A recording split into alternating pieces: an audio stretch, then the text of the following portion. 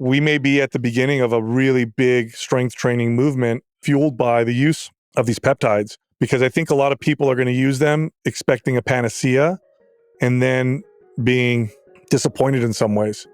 I think there's a right way to use them and a wrong way to use them. And just taking them, probably not the right way. But that's what you're seeing. Welcome to a new episode of Muscle for Life. Thank you for joining me today. I am your host, Mike Matthews, and this discussion is going to be about peptides, which are more popular now than ever before and which are gaining more and more popularity. I think that this trajectory is accelerating, and that is going to continue to be the case for years to come. And in this talk, you are going to mostly be hearing from Sal Di Stefano, the renowned fitness coach and co-host of the most popular fitness podcast in the world, the Mind Pump podcast. And he's going to talk about why peptides are so popular and gaining so much popularity. He's going to talk about GLP-1s for weight loss and how they compare to calorie-controlled dieting. He's going to talk about the problem of muscle loss while taking GLP-1s, which is becoming a big problem for many people. But as you will learn, there are things you can do to prevent it from occurring. Sal's also going to talk about his experience with different peptides, not just GLP-1s, but peptides for muscle growth, peptides for recovery, and more.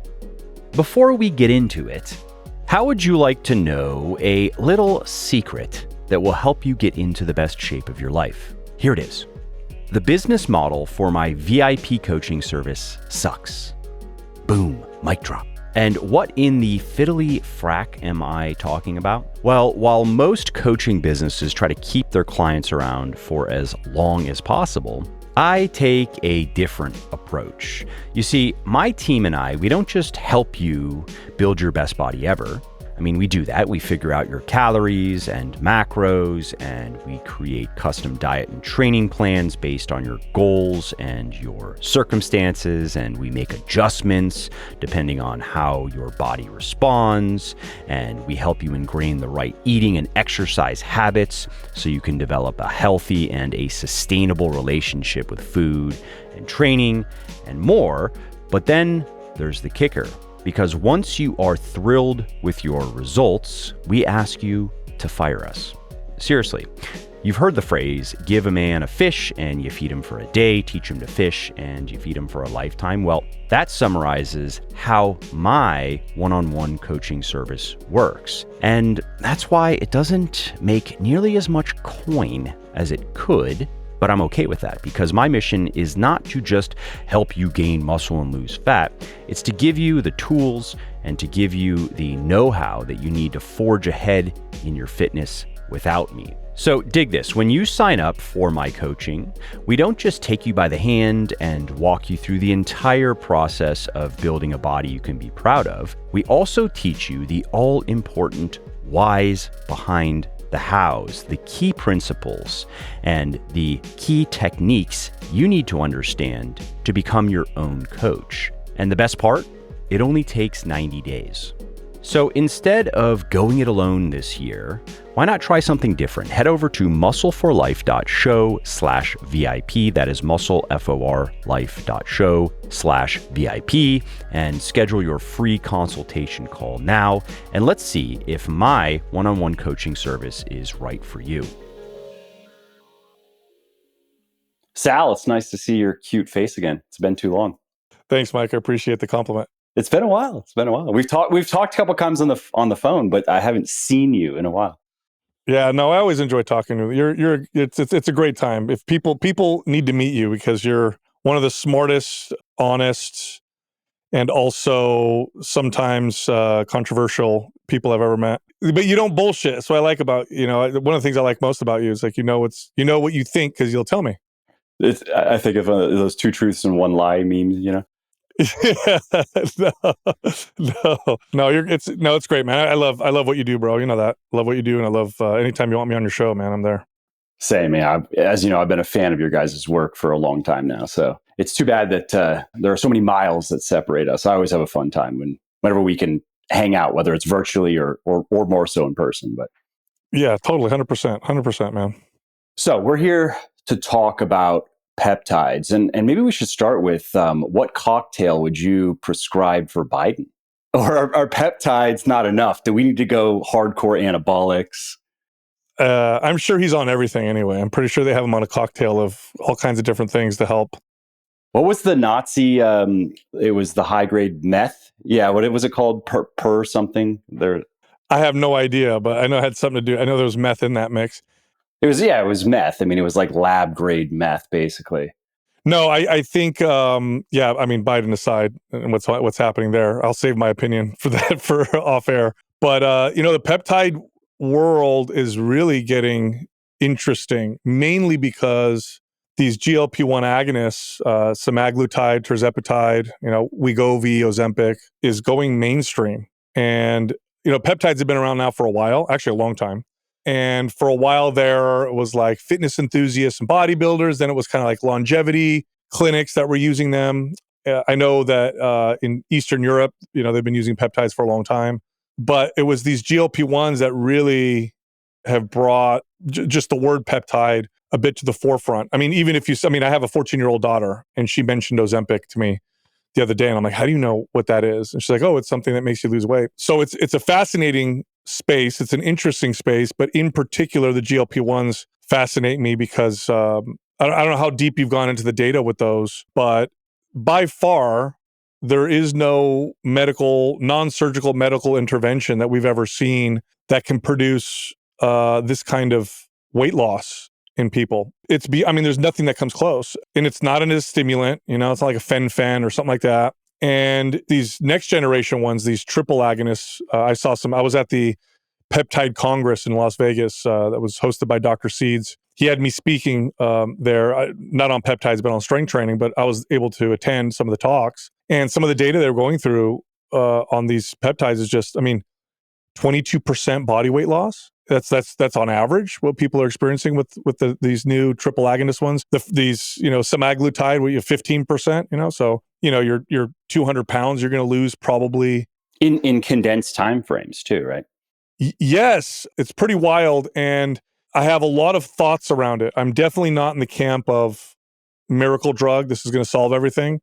I'm also not in the camp of everything has to be natural and there's no use for these types of things. But beyond that, and we've been talking a lot about these in particular to our audience, especially our coaches and trainers. We're going to remember this time as very similar to like the birth control pill movement or moment or antibiotic. Like this is going to be a huge culture defining medical intervention that's going to shift culture in similar ways to antibiotics and birth control. And let me remind everybody, with antibiotics and birth control, we also saw a lot of negatives that we couldn't predict as a result. Lots of positives, but also lots of negatives.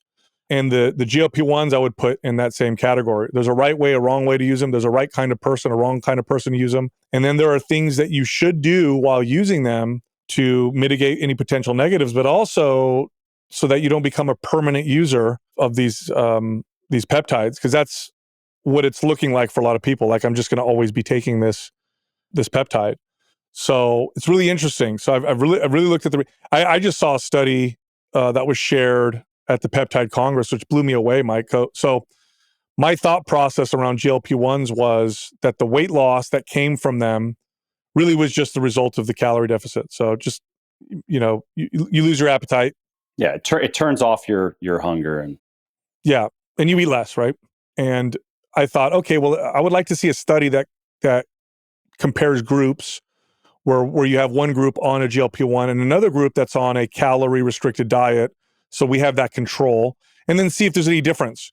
And my prediction was you wouldn't see a difference. You would see the same weight loss. Everything would be the same, whether you're on a GLP-1 or not. It's just the GLP-1 makes it easier for you to eat less. That's not what this study showed. The study that I saw that was shared, now this was a triple agonist, so there's 3 receptors that it agonizes versus like tirzepatide, which is double, and semaglutide, which is 1 receptor. But nonetheless, what they showed was twice as much fat loss. So the calories were controlled, twice as much fat loss. They also lost muscle, which we'll get to in just a second, but it was a smaller percentage of their body weight loss. So there's a muscle preserving effect. And their metabolic rate did not adapt as much in a downward trend. So when you cut your calories, metabolism starts to adapt to meet the new energy intake. And the people on the GLP-1s didn't get the same slowdown. And then when they went off the GLP-1, and then the other group, they told them to eat normally, the weight gain happened much slower. Were there comments on proposed mechanisms of how that might work? Increases uptake of amino acids and glycogen into muscle. So there's a muscle preserving effect, which may be why you had less of a metabolic slowdown and the fat loss, so kind of insulin sensitizing.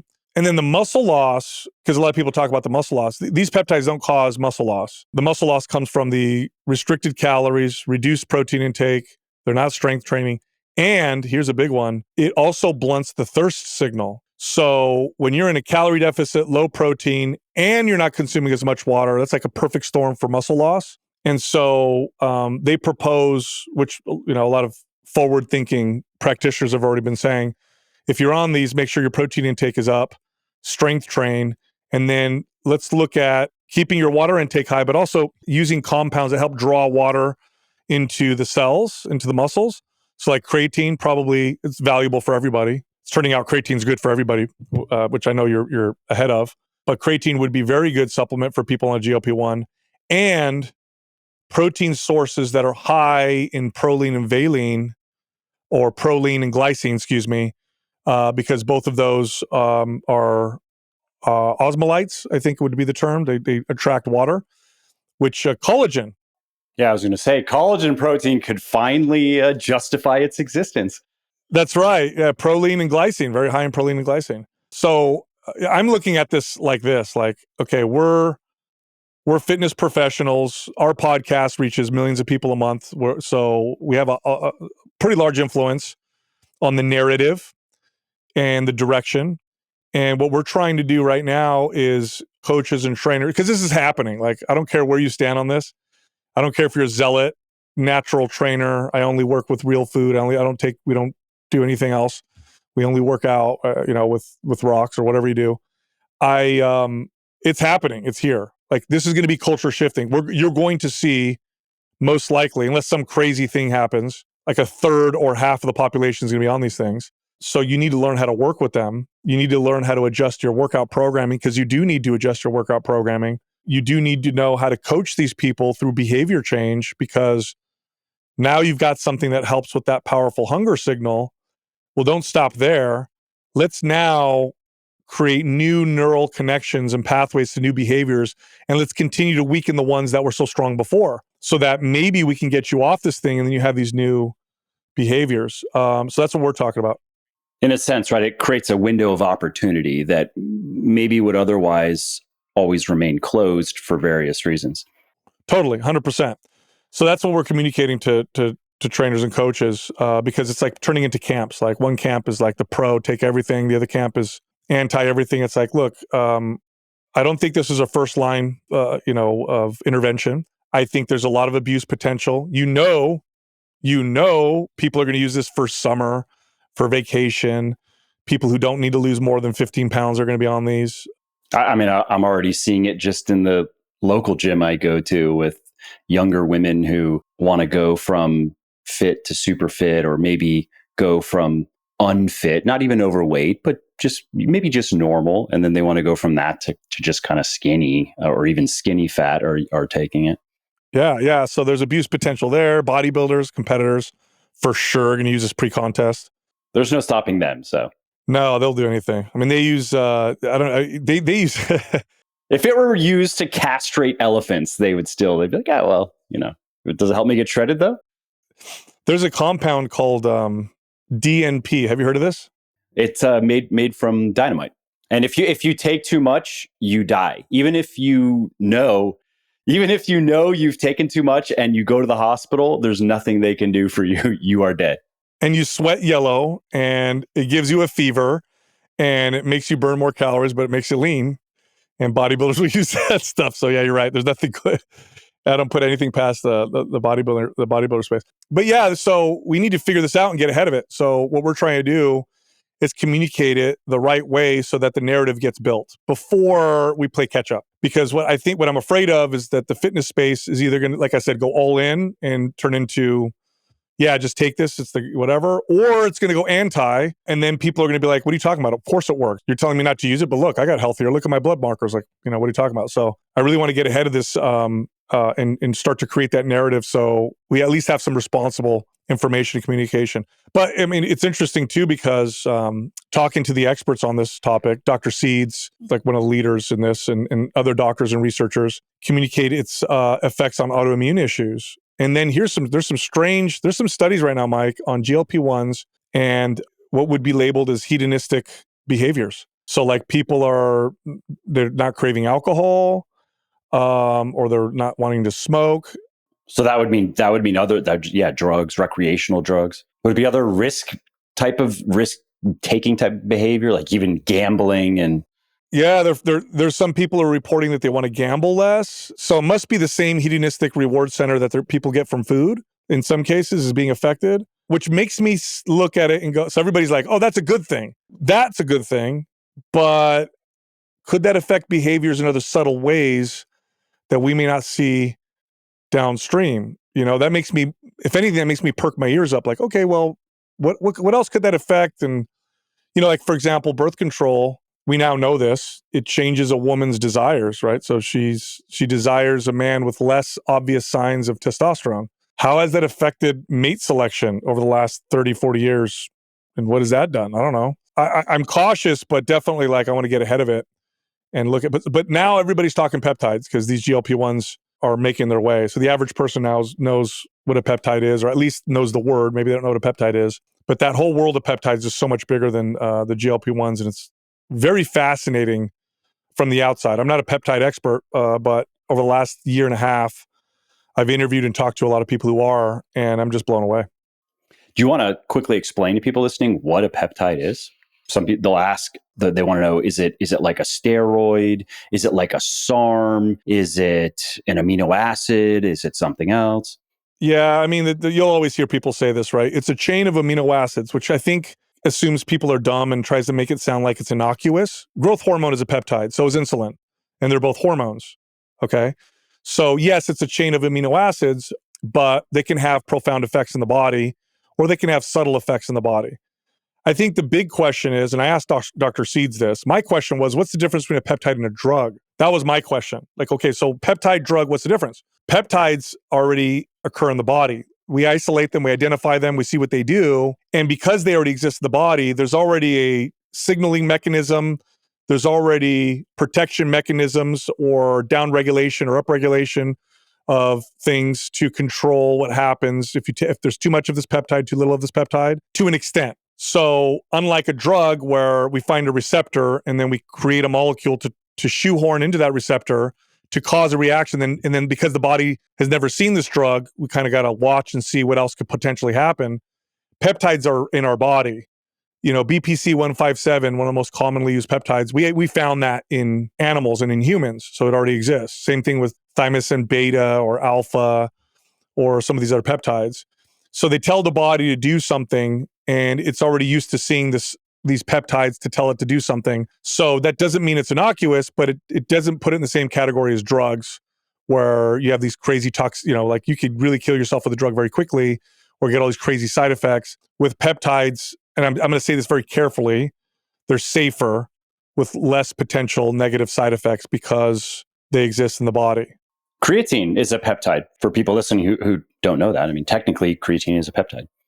That's right, because it's what are the amino acids? Methionine and something else that make two. Yeah, is it 2 or 3? Yeah, that make creatine. So that's the big difference between peptides and drugs. So like if you took growth hormone is a peptide, but you could also take a peptide that would cause your body to release more growth hormone. What's the difference? I could take a lot of growth hormone, but my body will only allow me to produce so much if I signal it to with a peptide. So if I take a peptide that tells my body to produce more growth hormone, it'll hit like a limit, and it's probably going to be what I produced when I was 18 or something like that, maybe a little above that. Growth hormone, I could take a lot. I could take a ton and get my growth hormone levels through the roof. So that's a big differentiating factor between them. But there's a lot of them. There's a lot of different peptides out there. And what's interesting, because I've used a lot of them now, we work with partners And we only work with doctors that prescribe them. We don't do the gray market. That's the other interesting thing, Mike. They're under interesting regulation. So technically, a research chemical company can sell. For research purposes only, not for human consumption. And what people are doing is they're buying them from these research chemical companies, reconstituting them themselves, and then figuring out the dosage and then taking it. And I would not do that. Speaking with Dr. Seeds, he goes, you could have it be off a little bit. It'll still do what it's supposed to, but you don't know what else it's doing.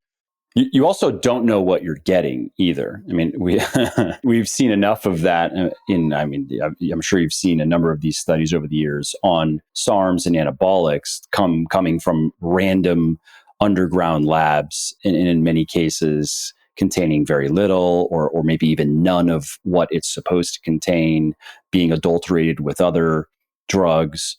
So depending on what we're talking about, in some ways, you're taking your health into your own hands if you go that route.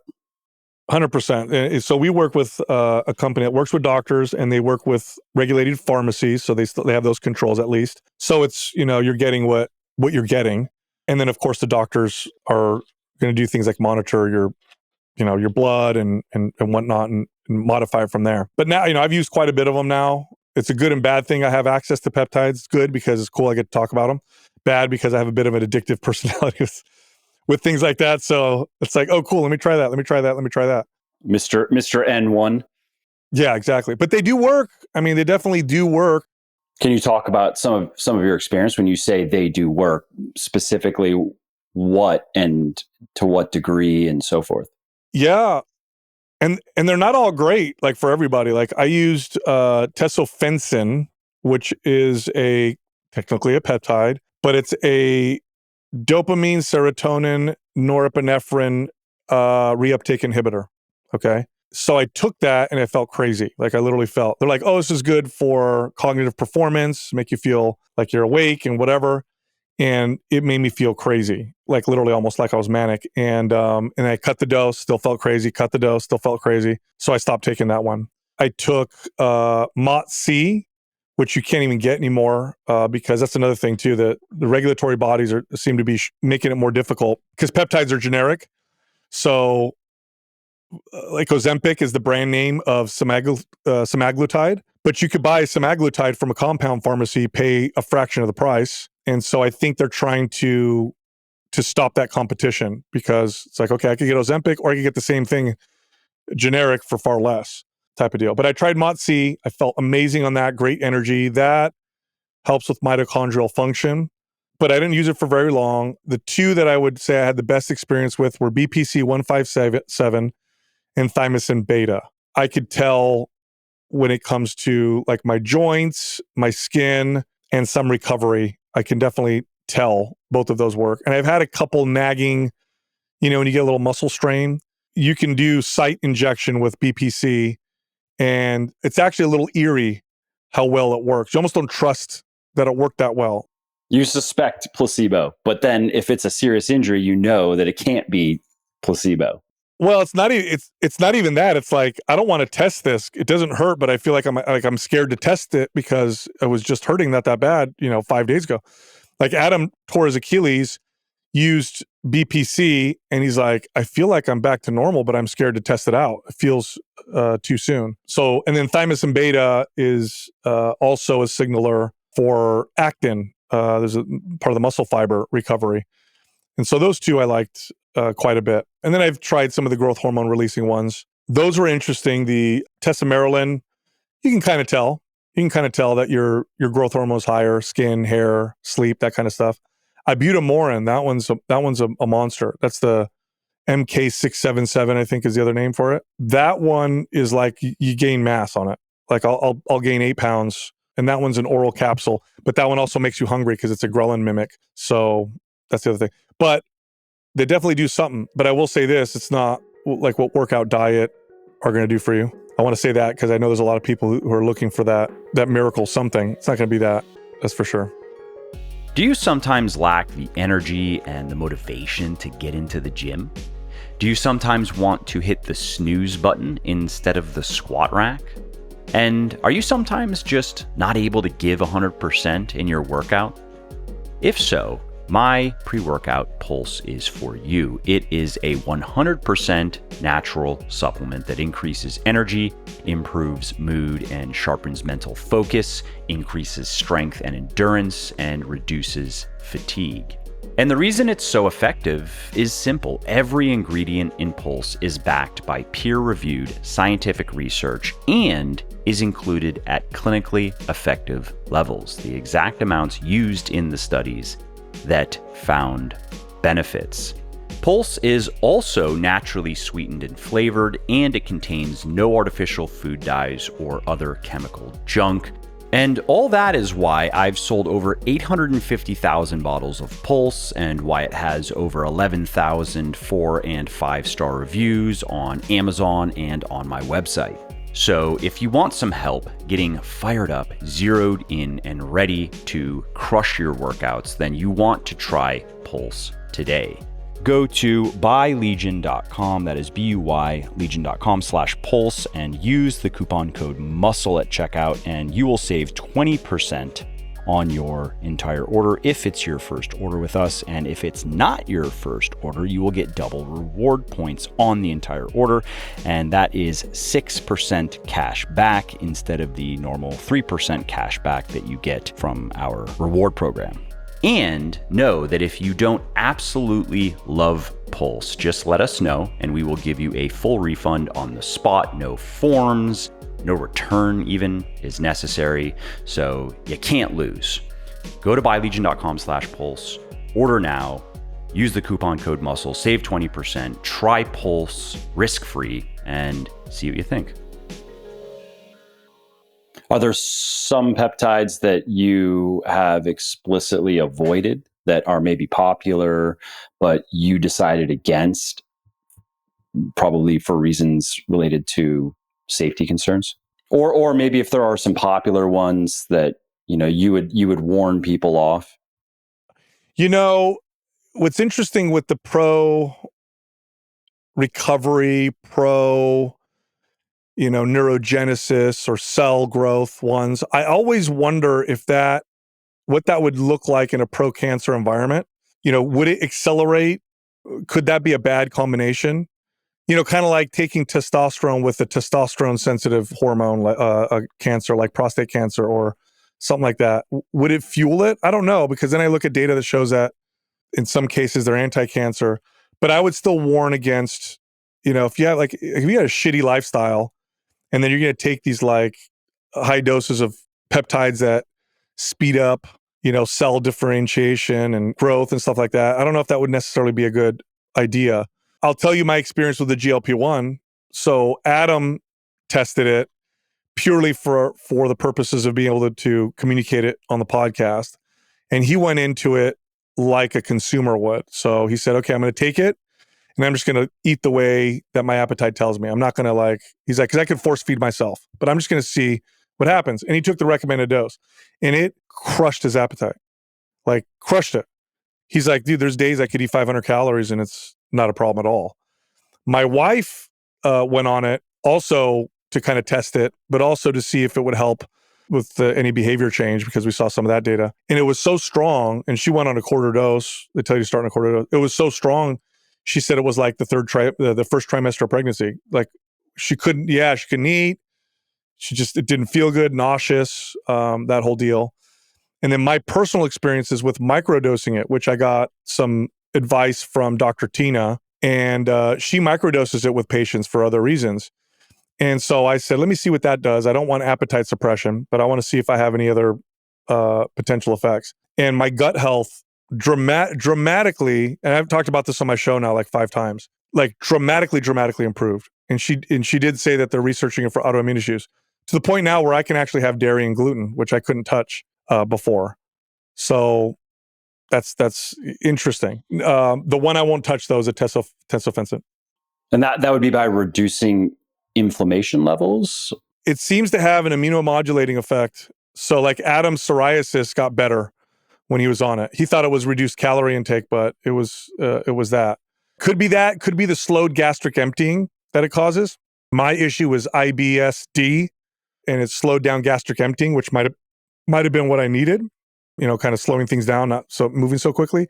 I'm not sure, but I'm on a tiny, tiny dose of tirzepatide, like 1/8 or less of what I recommend, of what a efficacious dose for weight loss is. And that's what I'm noticing. So do you have any experience? No, I haven't used any. I've only done desk research. I've only read papers and I've written a little bit about them, just giving my interpretation of the data that's available, but I don't have any firsthand experience now.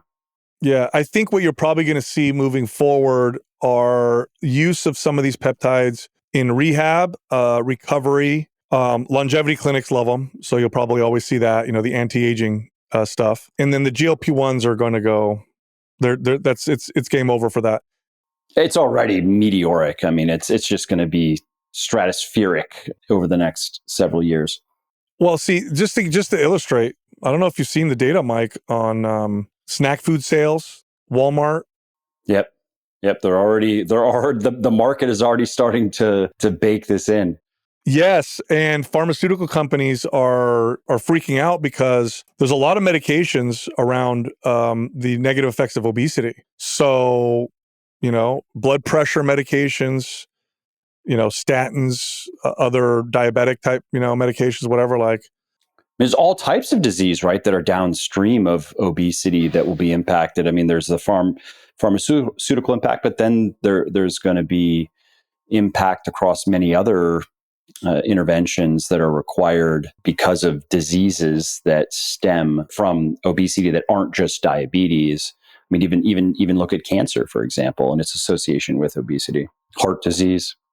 Yeah. So, and what you'll see probably, well, definitely, is because we've identified this peptide that has this effect, this commercially desirable effect, right, of weight loss. You're going to see billions of dollars getting poured into it already, right? Poured into researching just GLP-1 and GLP-1 type, interventions. So, like I said, these triple agonist ones are going to be coming out, and then who knows what's next. I think for those of us in the fitness space, this presents a tremendous opportunity because simultaneously, alongside the awareness of GLP-1s, what they do, and then their usage, you're now getting the awareness around strength training. I don't know if you've heard. I've never heard. It was already on the upswing, right? Strength training has already been trending positive. Women are really grabbing onto it. Big box gyms. I just saw a report. I saw a report last year where the footprint of big box gyms is shifting. And you'll see that with trends. And so they're taking space away from cardio, devoting it to strength training. The awareness around strength training is going to explode even more now because people, if you talk to the average person and they'll say, oh yeah, I've heard of Ozempic. What does it do? It makes you lose weight. What are the negatives? Oh, you lose muscle. So now you're going to see awareness, more and more awareness around strength training, which is only going to fuel the already growing trend. So like trainers and fitness professionals, like this is an opportunity where you're going to get people who never would have even considered hiring you to lift weights, who just got prescribed Ozempic and their doctor's like, you should probably strength train. And to those people, I say, you really get ready because the training and programming is going to be different when people first get on these GLP-1s. When people get on a GLP-1, initially their calories drop significantly. You're already working with a beginner or deconditioned individual who now is at a calorie deficit. Their ability to adapt and recover to strength training is greatly reduced. And their energy to exert in these workouts is also going to be greatly reduced. One of the biggest mistakes trainers and coaches are going to make is they're going to take someone on Ozempic and then they're going to throw everything, crazy workouts at them. Oh, cool. You're already eating less. Let's hammer you. Which I see trainers doing all the time, even without Ozempic in the equation. Yes. Yeah. The over application of intensity and volume is the biggest problem in the trainer and coach space. They just don't they don't program properly. They don't understand it. And so they overtrain people, beat the crap out of them. Drive them into quitting, basically. Yes, and in terrible plateaus and injury and all that stuff.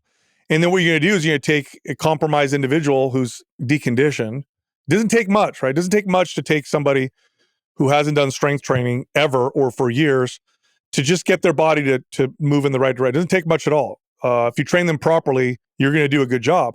If you over apply anything, you're only going to move them forward slower or backwards.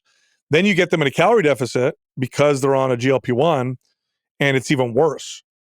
So a lot of it has to do with the trainer because they think harder is better. They take pride and beat people up or making them sore. And the other part is the consumer. The consumers believes that harder is better and that you need to beat me up. And so they tend to demand those kind of workouts. So trainers need to be educated on how to counter that. When you get a client that says, yeah, no, I need someone to kick my ass. You'll hear that all the time. Or I want a trainer to whip me into shape. Like, you need to be prepared to educate them so that you could train them properly. Otherwise, they're going to get a bad experience with strength training. So what we're doing is we're actually going to be putting out a program. We weren't going to do this, but we changed gears. We, as you know, we put out a program every quarter, a workout program. We were going to put one out, and we changed gears and said we need to get ahead of this. And so we're putting a MAPS GLP-1 program, which is like a workout program, and it's phased because what happens when you first get on a GLP-1 from the people who work with them that are explaining to us, calories drop pretty hard at first, but then things start to kind of come up and then level out a little bit. So that initial stage needs to be a much lower intensity, lower volume style of training, but effective to prevent that muscle loss or whatever. And then there's some other stuff that we put in there for behavior modification.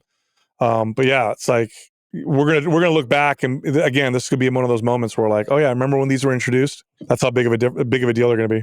Make America skinny again? Maybe. Yeah, well, I predict what we're going to see is a lot of investment into muscle preserving or anabolic compounds as well, maybe myostatin inhibitors or something like that. HMB, just on the supplement side, HMB is gaining in popularity right now for this exact reason, just for its anti-catabolic effects. Yeah, I predict. It's funny you say that. It's so funny. I love talking to people who get it because it's obvious, right? You're going to see this. You're going to see the explosion of HMB, branched amino acids, essential amino acids, OKG, AKG, glutamine, all the anti-catabolic compounds, creatine for sure. Obviously, you know this as well as I do. If you eat enough protein, you don't need to take all those. However, it's hard to eat enough protein when you're on a GLP-1. For sure, HMB is going to be, that's one of the best anti-catabolic compounds you can take.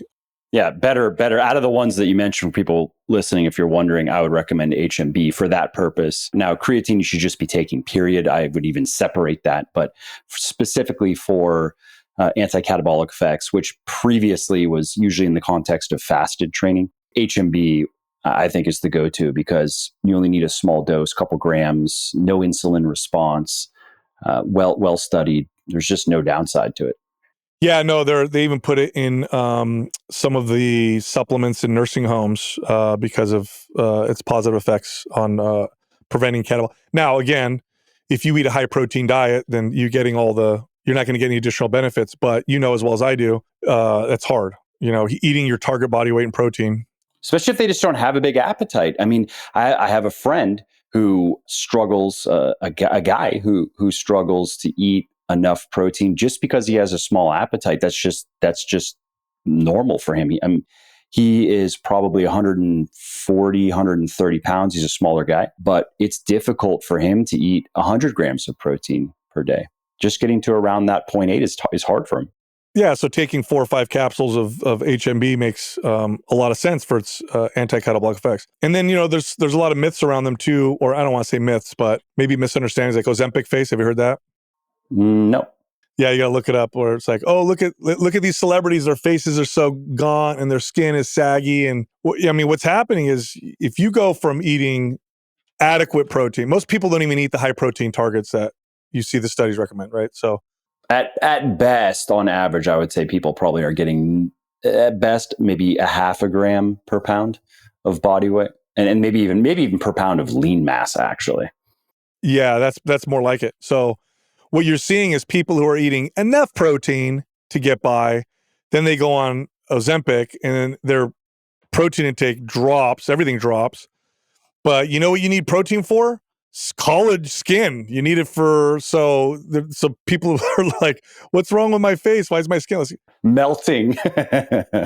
Yeah, you don't have enough. You're not consuming enough essential amino acids and proteins. Yeah, so again, I want to get ahead of it and communicate these properly so we can do this the right way. The wrong way would be to go on and then just, because here's the other thing too, Mike, a sizable minority of people with diabetes, heart disease, or cancer were not obese. I mean, the majority are obese, but there's a sizable minority, something like 20% or something like that. So we're talking about millions and millions of people who were never obese, who get diabetes or heart disease. Like, what's going on here? Even if you control for smoking. Well, I strongly believe, and the data now is starting to show this, that part of the problem is obesity, but the other part of the problem is people are under-muscled.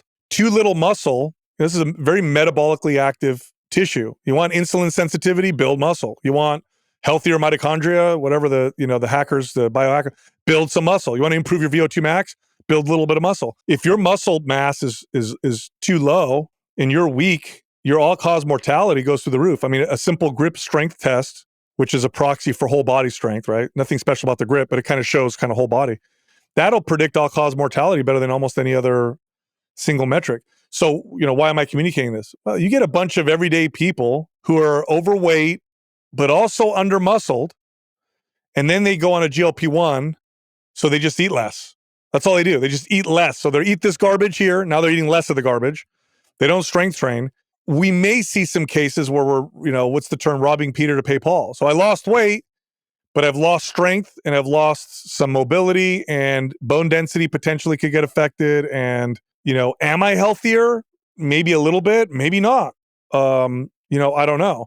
So it's really important we communicate this, because losing muscle is not good for you. There's always, of course, there's an extreme with muscle, like bodybuilders and all stuff, but let's talk about that. But the average person, there's a myth that people think that overweight people have more muscle on their body. It's not true. They have bigger calves. Is that just swelling though? I don't know, man.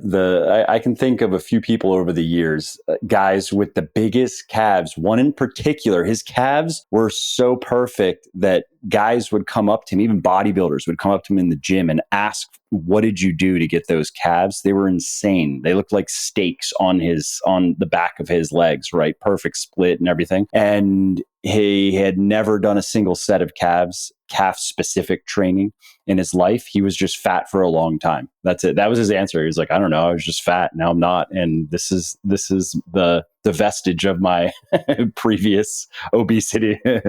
Well, I know, I've seen that too.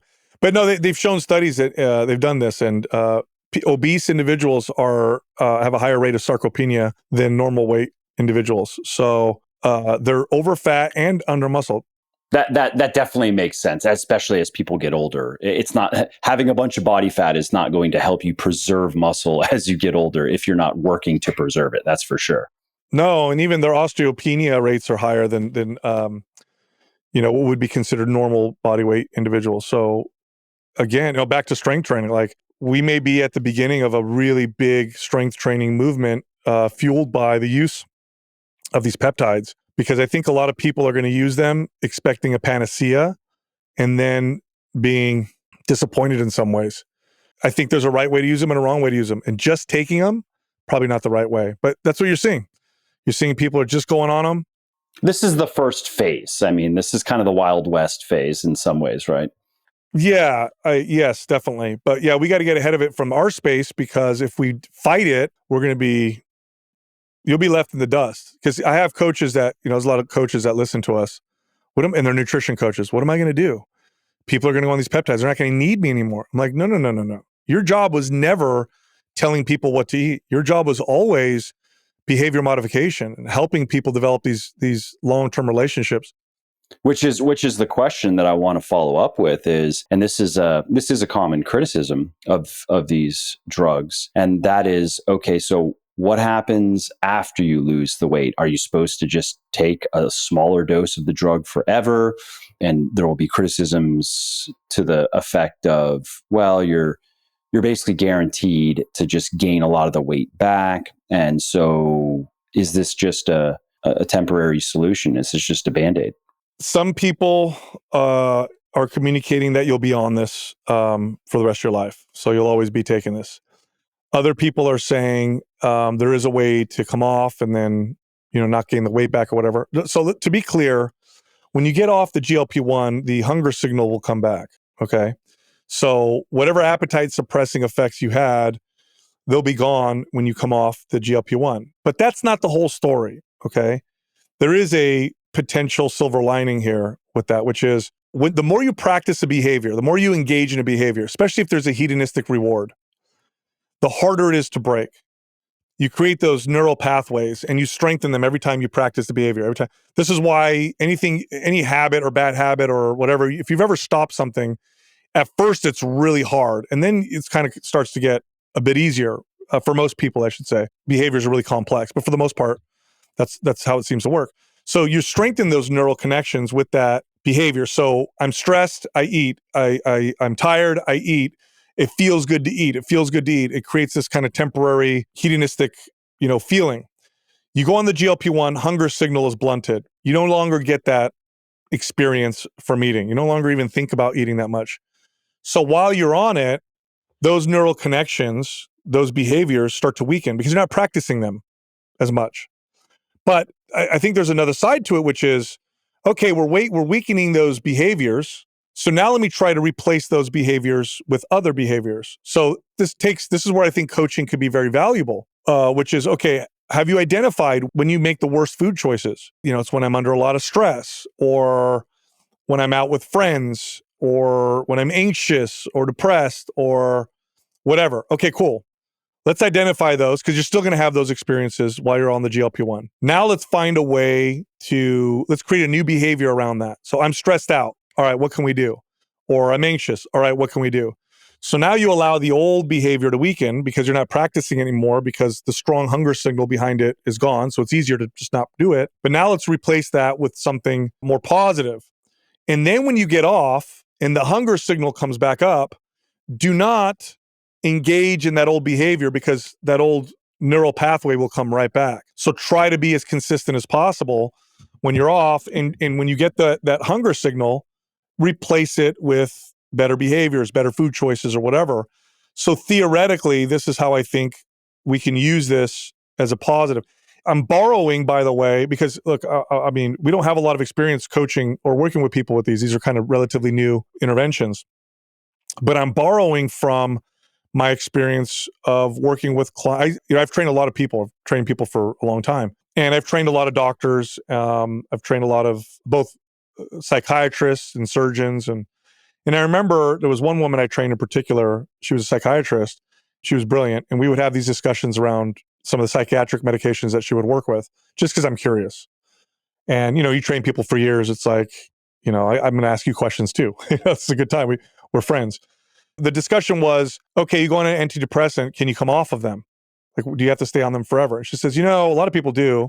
She said, but I've seen people come off of them and this is how it looks.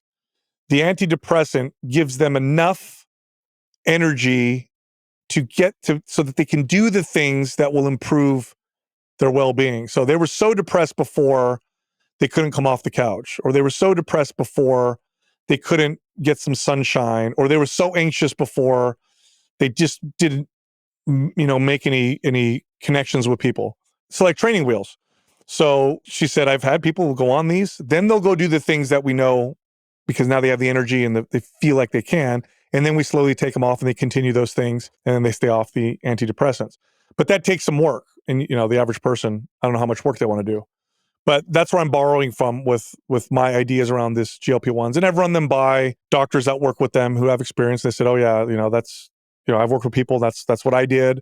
Some people stay on them, but some people can come off. And that's what the ones that come off successfully, that's what they do. So I think there's a huge opportunity for coaches to work with people. But I don't think it's any different than what we've been doing before, which is behavior. Like a really good coach works on behavior modification. A really good coach isn't giving people meal plans and just saying, eat this, follow your macros, and you're good. It's like, if you really want to be effective, you have to work with the person and help them modify those behaviors so they can develop this long-term, success type of thing. So, especially if they've had a lot of failures in the past, then just giving a meal plan and giving a training plan that basically never works. There's a lot more that the person who can do it that way is in the minority, and they're out there for sure.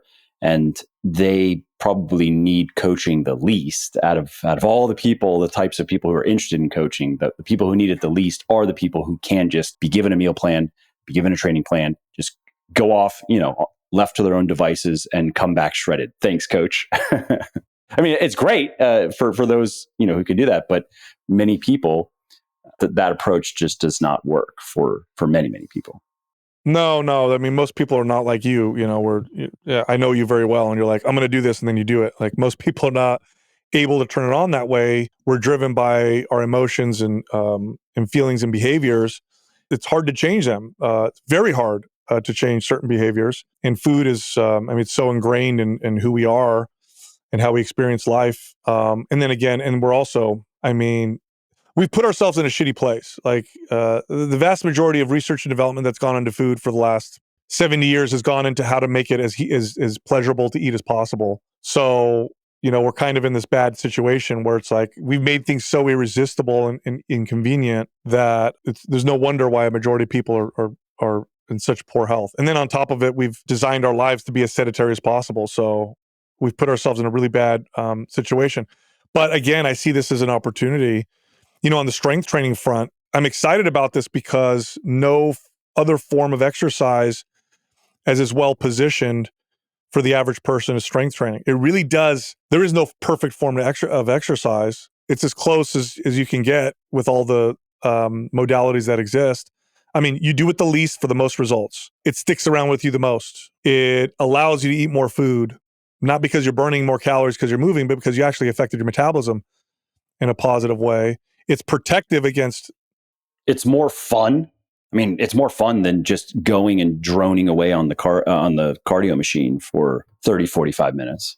So much so I see it with my 11-year-old son. He wanted to start coming to the gym with me. Great. So now we go to the gym together in the morning. And of course, we just do our little strength training workouts. And I just have an appropriate routine for his age. It's mostly machines and some dumbbells. So just so he can gain strength without having to worry too much about technique and learning the intricacies of compound lifts and so forth. And so even for an 11-year-old kid, he thinks it's fun. But he would not have fun if I were going there and just jogging on the treadmill. He wouldn't be coming with me. Yeah, not going anywhere and just running in place. And it's also because its main adaptation is build muscle. It's very protective against being sedentary.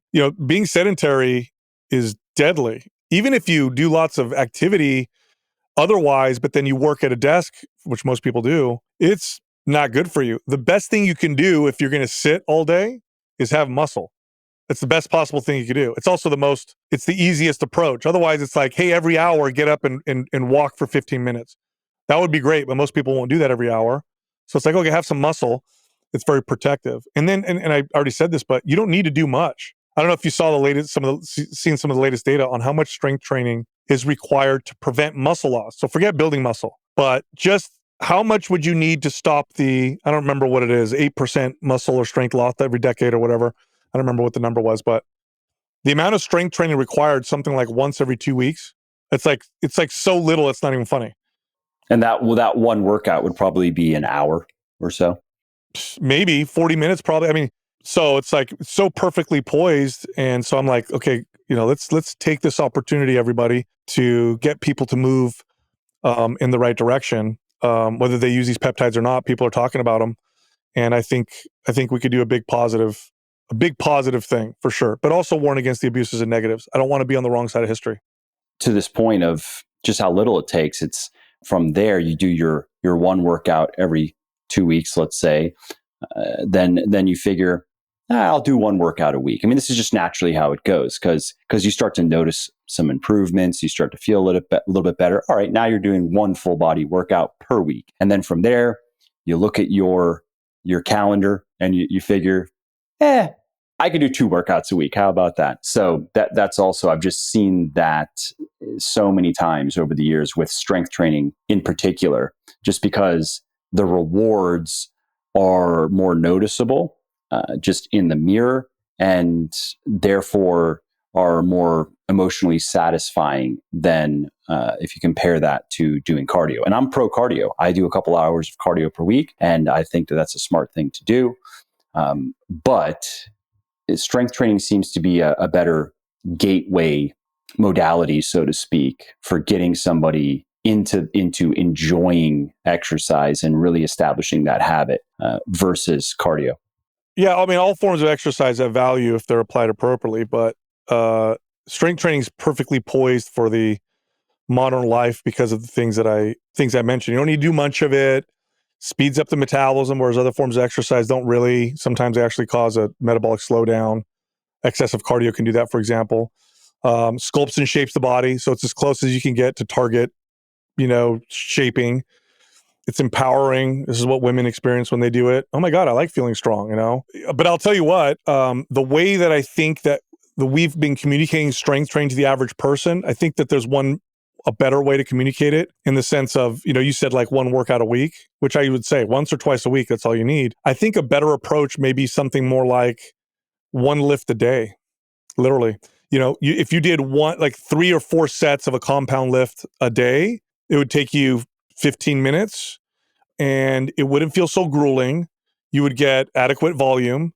It's because it's a daily thing, the habit tends to be built a little easier. Doesn't require a big block of time to be taken out of your day. And I think that's probably a better approach. It's like one compound lift a day. I think for the average person would be plenty. And it's funny when you look. I looked at old Soviet, Olympic lifting data. They have some crazy studies. That frequency approach is pretty amazing when it comes to building muscle and strength. It's pretty wild. They would do these all day workouts where they would have people do like a few sets, and then they wouldn't do anything for an hour, and then they'd come back and do another few sets, and they would do this all day. And the anabolic response was crazy. With the amount of volume they wouldn't be able to accomplish all at once. But it was essentially like a long rest in between these mini workouts. Pretty interesting stuff. But yeah, I like to tell that to people. It's like one lift a day, and you would be great. The average person would be perfect with doing something like that. And then do some walking throughout the day after breakfast, lunch, and dinner, and you're set. Yeah, that'd be a great approach. The only wrinkle that I've come across in talking about that approach with various people is, if they have to go to a gym to work out, then it's a little bit anticlimactic to do the drive. Yeah, one lift, go home.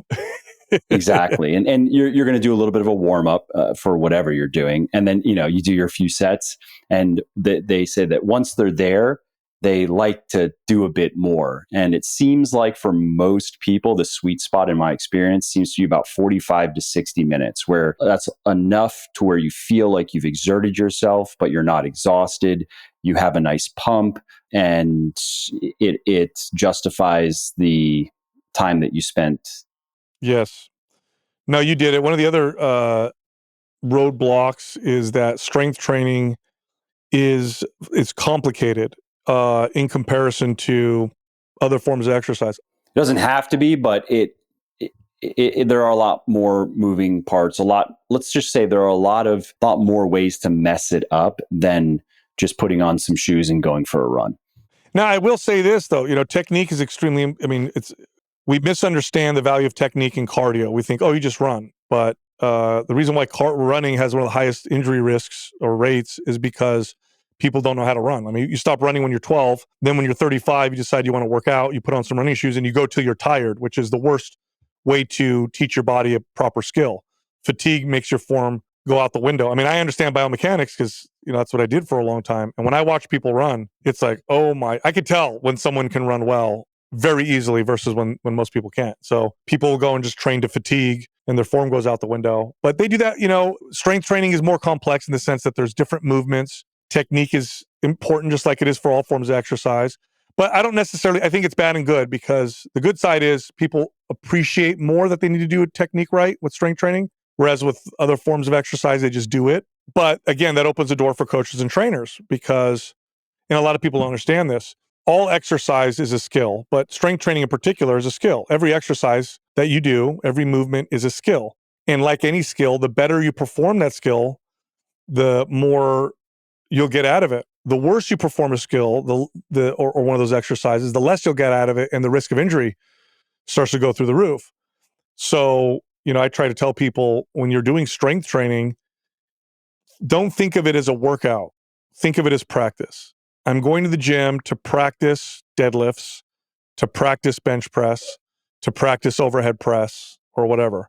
That'll guide people far better than the, I'm going to go hit my legs, I'm going to go hit my back, I'm going to go hit my chest, because then they tend to, the movement becomes just a way to get the muscle sore, and technique and all that stuff goes out the window. But rather go to the gym and practice those lifts, and then you'll probably have an appropriate amount of intensity because you're looking at perfecting your form. So you'll go as hard as the form allows you to go, and you'll appreciate and then start to see the value of the technique itself. But that would be, I guess, the roadblock. Is it's definitely more complex. There's a lot of exercises, and there's really one way to do them right, and 1,000,001 ways to do them wrong. What's the saying?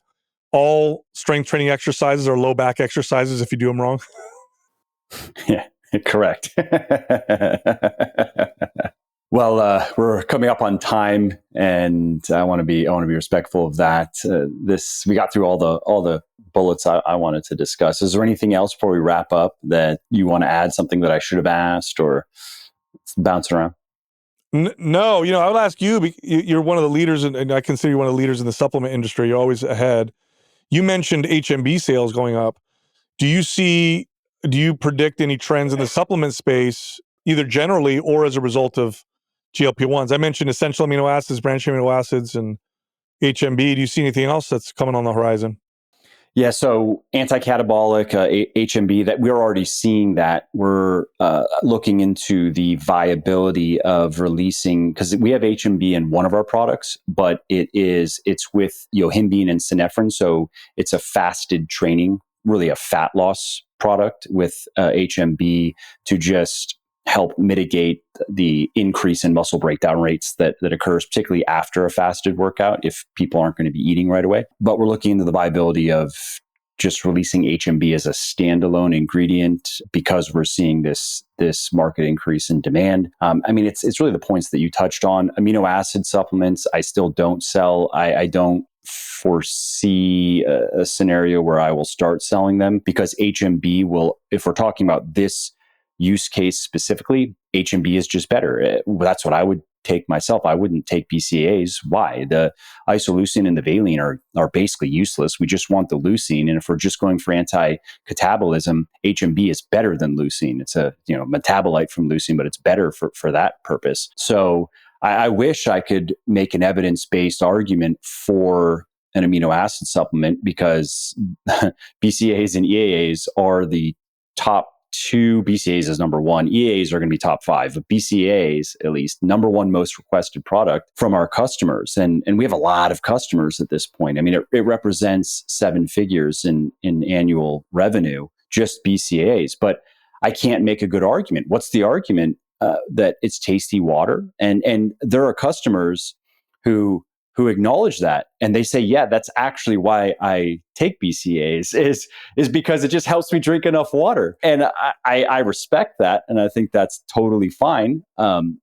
But that's not a very good sales pitch. Most people, if that's all it is, if it's, hey, the overwhelming weight of the evidence shows that this supplement is not going to do anything for you if you're eating enough protein. And if you're not eating enough protein, you should be eating enough protein, because, of course, you can't even replace inadequate protein with BCAAs or even EAAs. You need to eat enough protein. So I'd much rather have my customers figure out how to eat enough protein. And there are many ways to do that, especially understanding that there's, and that this was always a talking point, but there's research that came out recently to bolster it, and that is that there seems to be no effective ceiling on the amount of protein that our body can assimilate in one meal. And there might be a limit, but practically speaking, it'd be over 100 grams, for example, in one meal. Yeah, it's probably it would be your digestion. Your digestion would be the limiting factor, I would guess. Yeah, probably. It would just be almost like a mechanical limit. And so then if that's the case, there are many ways to figure out especially if let's say you're a woman and you only need to eat 100 grams of protein per day, let's say, and you could eat half of that in just one meal or more if you wanted to. If you're a guy and you need to get up to 150, or maybe you need to get up to 200, and you have a healthy appetite, you can eat 100 grams of protein in one meal. Okay, so it's very easy to eat enough protein if you just are willing to look into your meal timing and your meal composition a little bit. So, although I think you're right, I think that the demand for amino acid supplements is going to increase because of these GLP-1 drugs. I'm okay with HMB because there's good research on that, and I can get behind that. So that would be my answer to that. I do think that protein supplements, which have also been growing rapidly in popularity over the last 10 years or so, this GLP-1 trend will probably impact that as well. We're seeing more and more protein fortified drinks and foods as well, because more people are becoming aware of the importance of eating enough protein.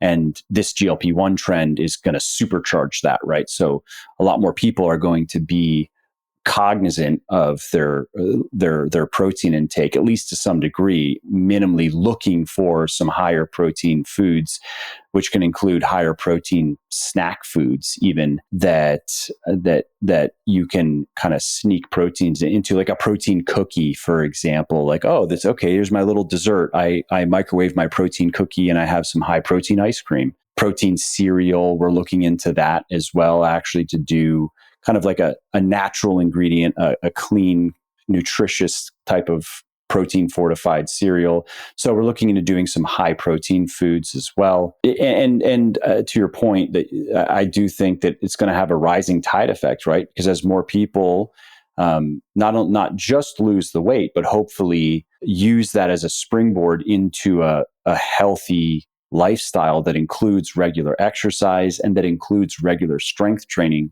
that is going to drive interest, of course, in sports nutrition. I would expect that the compounded annual growth rate is going to be lifted by that. Agreed. Yeah, I agree with that. I think you're going to see more awareness around all protein and muscle building type supplements. And you mentioned protein snacks. Hyper palatability is actually going to become important for some people on GLP-1s, because for some people it crushes, like literally will crush their appetite. Yeah. If the food is not delicious, you take one bite and you're like, eh. Yeah, exactly.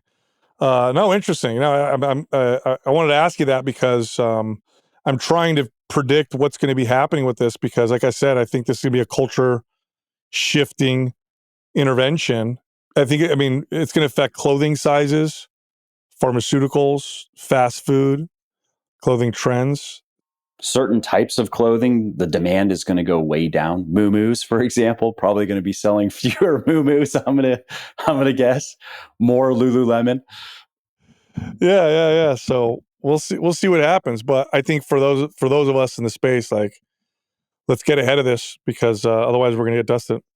And maybe other nutritionally fortified, more processed foods, which I think, and this is similar to what you were saying earlier about, we need to meet people where they are, and like these drugs are going to become much bigger than they currently are. Many people are going to use them, and so we need to accept that reality and see how we can use that to try to engineer a positive outcome. So if you look at processed foods, snack type of foods, I think that it is important to help people eat less of those types of foods, but people are going to eat those foods, and it's okay if they eat those foods up to a certain point. And so if we can make those types of foods more nutritious, if we can fortify them with protein, if we can fortify them with fiber, if we can maybe fortify them, so to speak, with whole foods,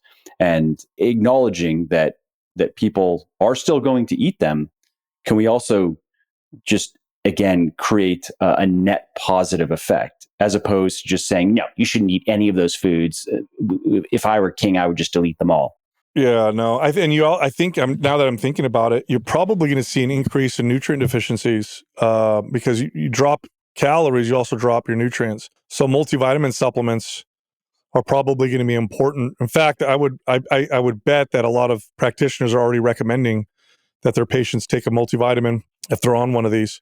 Yep, that's a good point. And I think it's probably generally smart, even for people who aren't using these drugs, especially if you're going to be restricting your calories for an extended period of time. And I do think that taking a good multivitamin is just generally a good idea for basically everyone, just to help plug any possible nutritional holes that might exist. We just did an episode on the top 4 supplements everybody should be taking. Multivitamin was at the top, because if you have a nutrient deficiency and you feel that nutrient deficiency, it's game changing, it's life changing, because it's an essential, something that you need. But yeah, we have the MAPS GLP-1 program, and then what we did, and we're going to experiment with this, is we're going to be coaching personally, myself, Adam, and Justin, and along with our head trainer. We're going to do a Facebook group with 50 people. We're going to only limit it at 50 of people who are on a GLP-1, and then once a week we're going to go in there and we're going to coach them. It's going to serve two things. One is we can work with people and coach them, but 2 is we want to work with people on GLP-1s so that we can better learn how to communicate this and see what pops up and what happens. Yeah, it's smart. Then you'll be able to also augment your GLP-1 program based on the feedback that you're getting. I know you guys have already put a lot of thought into it, but you can't think of everything. It's just not possible. No. And most of the stuff that I've learned, it's through experience working with people. So we're going to be doing that as well, and then modifying whatever we need to as we continue to move forward. But I think that this may be a great opportunity for those of us in the health and fitness space, if we are good about it, if we do it right. If we don't, you're going to be left in the dust. Anything else you want to let the listeners know about? Any other new programs or any cool things that they should check out? No, just the podcast. You can find us anywhere on YouTube or Spotify, and that's pretty much it. We're going to try and stay ahead of this and continue to. Our goal is and always has been to talk to the average person. Coaches and trainers like listening to us because they can learn how to talk to the average person. But I'm trying to reach the people who are not being reached. Too many trainers focus too much on the people who are already jacked. And that's a mistake. Stupid. I don't care. I don't care about communicating to you about fitness and nutrition. You're fine. I don't need to talk to you about it. How do I get another 1/2 of an inch on my biceps? Yeah, exactly. Nice flex, by the way, there. Yeah, like I handed that to you. Flex for everybody. I want to talk to your neighbor or the lady down the street who's tried working out a couple times or can't figure it out or has no interest and to be able to reach these people that are unreachable. That's our goal. It's always has been our goal. So we'll continue doing that. Love it. Well, as always, enjoyed the discussion. Look forward to the next one. Appreciate it, brother. Have you ever wondered what strength training split you should follow? What rep ranges you should work in? How many sets you should do per workout or per week? Well, I created a free 60-second training quiz that will answer those questions for you and others, including how frequently you should train each major muscle group, which exercises you should do, what supplements you should consider, which ones are at least worth taking, and more.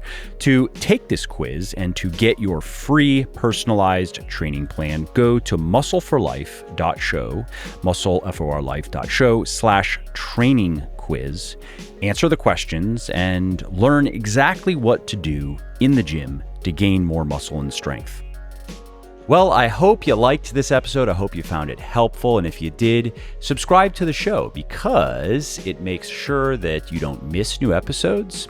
And it also helps me because it increases the rankings of the show a little bit, which of course then makes it a little bit more easily found by other people who may like it just as much as you. And if you didn't like something about this episode or about the show in general, or if you have ideas or suggestions or just feedback to share, shoot me an email, mike@muscleforlife.com, muscleforlife.com, and let me know what I could do better or just what your thoughts are about maybe what you'd like to see me do in the future. I read everything myself. I'm always looking for new ideas and constructive feedback. So thanks again for listening to this episode, and I hope to hear from you soon.